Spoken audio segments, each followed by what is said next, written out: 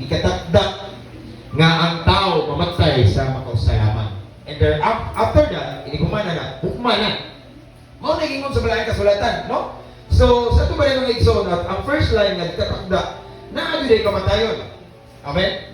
Na kamatayon nga moabot sa itong kinabuhi. Unya ang problema igsoon, kay Bawdo, sa kanan nga event sa itong kinabuhi, birthday, anniversary, wedding anniversary, or sa iyong uya, panako sila mansari ya, no? Mansari ya, kasi kitang mga gitawag o event ba, or celebration sa kinabuhi. Kabalo ka sa date, kabantay mo? Pero ang kamatayon, maura ni event nga bisan ako, wako kay Baw. Muna ang ngay pangandaman ni Igsoon. Muna ingon si Solomon nga ang tinuod nga maalamon nagunahuna sa iyang kamatayon. Kaya kadaghanan karon sa kalibutan, puro ra mga labi na karon, kabantay mo, ang generation karon. Grabe na kadautan, mga hudyan ka, puro ra mga nagpasulabi ang kalibutanong kalipay. Wa sila kito nga usa day kaadlaw na ay gitawag og kamatayon, ug ang kamatayon kausa ni. Di na mo balik. Amen. Yan ingon ang balang kasulatan mga igsoon nga mamatay mo kita tanan, no? Ang uban mga igsoon nagsige og vitamin, sige workout, exercise, sige amping. Pero ang uban mapakatuog na mamatay mo. Bantay mo na, no? Ako nang i-share last night, ako igsoon kadaghan ako ni serbisyo patay since nahimo kong pastor 22 pa man. So 30 years ka pingo. Nay namatay bata, nay batang noon, nay hamtong, napoy tigulang na kayo. Unya, napoy namatay, igsoon nga himsog kayo, mawa katuog ang mga ginikanan. Pero napoy namatay na masakiton, na hindi na naman surprise na masakiton, kay expected na bitaw na ganay, makuha na rin.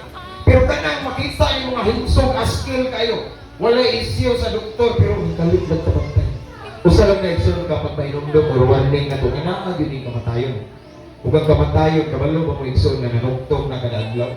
Kabalo ba mo igsoon nga kanang pagkatulog na to practice na temporary death na?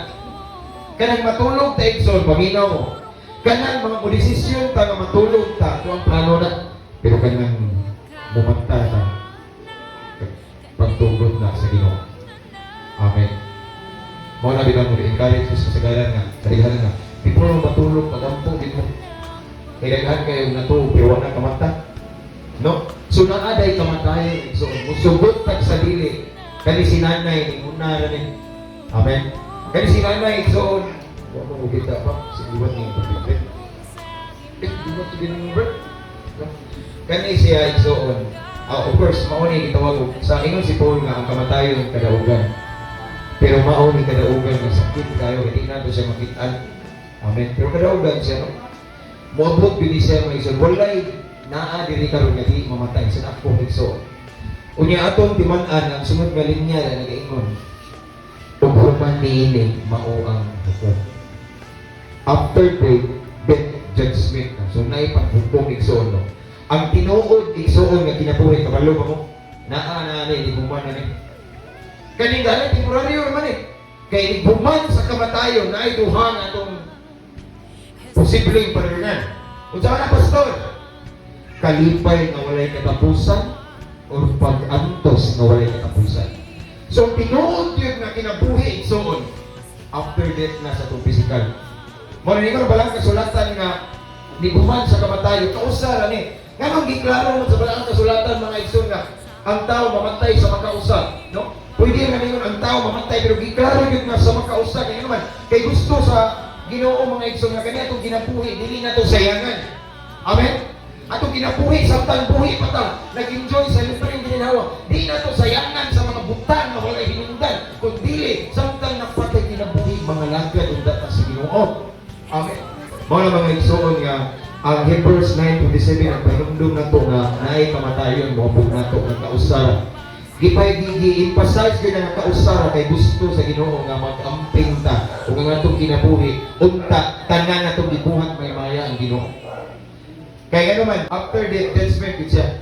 Kung pinata mo ibilin siya mga igsoon nga nganong makaingon mga pastor nga iguman sa kamatayon, hukman na taditso. Na may mga ngana no. So atong pasultingon ang balang kasulatan. So arita sa storya sa Bible sa katong i-share ni Jesus sa taong dadto si Lazaro. Niabot ang usa ka adlaw, namatay silang duha si Lazaro. Si Lazaro igsoon Usa ni ka buutan. Ano makaingon ka buutan? So kay nalangit man. Adto man ni Abraham. No? Sila sa igsoon usa ka kapos. Unya tanawa ang kinaiya sa dato igsoon. Ang dato wala din siya kahungit bisag usa lang ka kung Sara ngadto ni Lazaro. O ang gihimo ni Lazaro igsoon na masking siya nga naa bay mumuho matagak ilawom sa lamisa. Kunya naa siya inuka. Kung ang nuka niya tilapan ras kiro, luoy kayo ang kapos, pero way kaluoy ang dato. Kung iabot ang panahon, kay ningon man ang Hebrews 9:27 nga gatakda nga mga matay kita. Amen? Mapun ang kamatayon, isa nung namatay si Lazaro. O sa diyan namatay si Lazaro, gidanlas siya sa anghel ngadto sa sabakan o kilira ni Abraham. O namatay po ang taong dato, gilubog siya sa sementeryo, unya, nag-antos sa Hades. Amen. So naa ang Ginoo nga kinabuhi ining after death. Mao ni tinang so. Mao ni atong pangandaman dili nang mangindam ta kay ato patay na so. No, mao na mga igso no. So dili na to klaron mga igsoon kay ingon man balang kasulatan nga liguman sa kamatayon hukom nga na-confirm kanawa. Paghuman sa kamatayon sa dato ug si Lazaro, gihukman dayon sila kung asa sila padulong. Ang taong kabus igso nga si Lazaro padulong sa sabakan ni Abraham hayahay. Ang taong dato igsoon dito milumpo niya nag-antos dito sa Hades. Nag-antos unsay nasa Hades init kayo. Umani ang ingon igsoon sa taong dato igsoon sa Lucas 16:24. Bausa misinggit siya ngadto kang Abraham, amahan. Kanuyin taon ako ipadala si Lazaro diri aron itunlop ang iyang tudlo sa tubig. O pabugnawa ng atong dila kay nag-antos pag-ayo sa kainit niining kalayo. So ang taong dato nga way Ginoo, hambugiro sa iyang bande. Nagpakiluig ka. O kinsa rin nagpakiluig so ang taong dato, pwede niya palitong tanan dahil kung saan niya. Nagtuo ang taong dato nga makapalit siya o kaluwasan. Amen. Dili siya nasigyan kanawa. Next line, nag-ingon rin malang kasulatan mga igsoon. Okay. Naghangyo siya nga pareha si Lazaro kay tunlog ang iyang tunlog sa tubig para mabugnawan ang iyang dila kay nag-anto siya sa kainit nining kalayo. So ang Hades kalayo dyan siya. Tanawang tubag ni Abraham Edson. Apat si Abraham itubag anak hinumdumi. Dara ang kamatuoran hinumdumi. Nga sa dito kapas sa kalibutan na buhong ka sa tanang maayong butang. Samtang si Lazaro lunlun lamang kadautan ang iyang nahiaguman. Apat karon malipayon siya diri. Samtang ikaw diha nag-antos. Gawas pa niining tanan, pamina mo. Naay lawom nga nagbungaw nga nagurang kanato aron walay makatabog gikan diri nga na kanimo o gikan diha ngari kanamo. Ang dato mitubag. Kung maong ka na amahan, hangyoon ko ikaw nga imo untang ipadala si Lazaro ngadto sa amo. Sige? Kay adunay mga igsoon daw siya dito. Okay? Ako naman yung na-memorize igsoon. Doon na siya mga igsoon nito nga wala pa kung naluwas mga dato kapun. Kaya di gusto ang taong dato igsoon nga mo autos siya itong dapit nga nag-antos. Pero kung sa'yo itubag sa Ginoo mga igsoon, nana dito ang mga propeta, nana ko yung mga magwawali dito. Di ba? Kaya ingon pa dito siya, hindi pa di, sila sa ano? Kaya nindot na naay, batay ko nung nabuhi, yaman mo wali, pero sa'yo itubag yapon ni Abraham igsoon. Kung dili na sila tutuo sa kanang patay, dili na sila tutuo ang buhi nga narito mga propeta nga magwali. Samot na nga di sila tutuo ang patay nga buhi nga niwali. Usa lang gusto ipaabot ang igsoon sa Ginoo. Wa na'y chance nga maluwas ta ini kurban ani. Kaya nangingon ang balahang kasulatan sa ningon si Pablo, maluwas ta pinagis pagtuo. Amen. Unsaon pagtuo niya nga di namin siya pagtuo Ginoo kay nahigda naman. Sa pag ako ni pagkaunay, pwede ba ni mo na dawato si Kristo? Di na mo tingog. Ingon ang balahang kasulatan nga ang kaluwasan pinagis sa pagtuo. Unsaon pagtuo niya nga di naman eh. So na-confirm igsoon ng Hebrews 9:27 nga guman sa kamatayon hukom. Unya, napag example ang taong dato nagsige siya gangyo. Abraham, amahan, mauni. Yan dato kayo. So pasabot igsoon ng kaluwasan, dili mapalit og kwarta. Ang maayo natong buhaton samtang karon nabuhi pa ta. Mahalagan ta matinud-anon sa Ginoo. Amen. So klaro kay igsoon karon sa balang kasulatan nga iniguman dahil sa kamatayon, mukong na asa ta padung. Amen. Mo na mga igsoon nga kung gusto ta nga ako kay bawa ko nga naluwas ni nanay kay nangalagad man is Ginoo. Kani sa igsoon dili gini siya ingon nga nawa nahanaw no. Di lang nato makita ang iyang physical nga lawas. Pero ang tinuod ang iyang manipayo ni siya. Amen. Kung gusto ta usa ka adlaw igsoon mabut ang panahon basta magkinabuhi pas nga balaan magkinabuhi ta nga nagsubay sa pagbuton sa Ginoo magkita na gyud tani.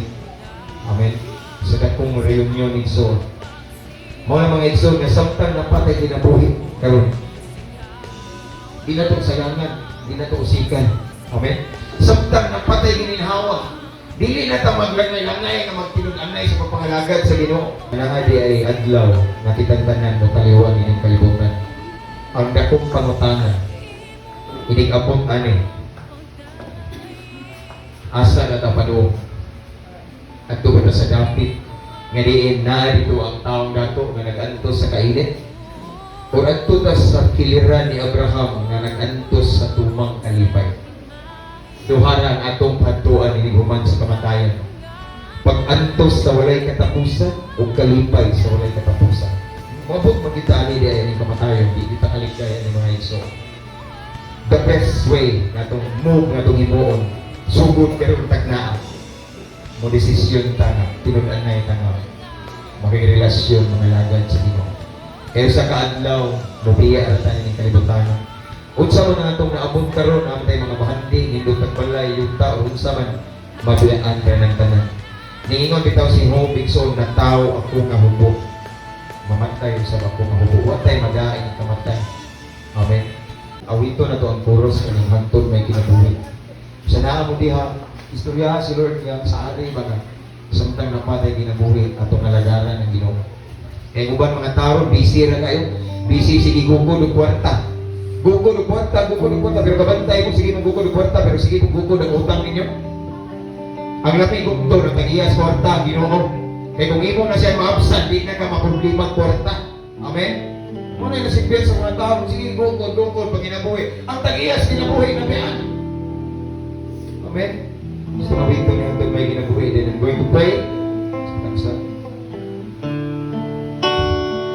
hangtod may kinabuhi, hangtod may kusog, hangtod may ginhawa, sa ngabil ko himayaon ka, hangtod ka, sa kasing-kasing ko, bayawon ka ang alagar ko. Hangtod may kinabuhi, hangtod may kusog, hangtod may ginhawa, sa ngabil ko himayaon ka, hangtod ka, sa kasing-kasing ko, bayawon ka ang alagaran ko. Ginoo, bayawon ka ang alagaran ko. Ginoo, yes Lord, bayawon ka, nagaran ka na ako samtang napamay kinabuhi, Ginoo. Ginoo, nakita ni mo yung mga kanakan karon nagbarog sa imong atubangan, Lord God. Nasayod ka, Ginoo, sa ilang status karon sa ilang relasyon nimo. Nasayod ka sa ilang kinabuhi, Ginoo. Lord, ako nag-aampo ang tanan nga naa diri nga nakadungog sa imong mensahe, Ginoo. Mga lagad jud nimo, Ginoo. Mukumit jud, Ginoo, ang higpit ni nga relasyon kanimo, Ginoo. Kay naa di ang kaluwasan. Kaya sa kaadlaw, Ginoo, sama sa naitabo ni nanay, Ginoo, taliwan sa pinining kalibutana. Mobiya ra sa pinining kalibutana kay temporaryo ra ning tanan bisan ang among balay, ang among kinabuhi physically, ang among gipuy-an ug kining kalibutan temporaryo ra, Ginoo. Kay naay gitawag og kamatayon.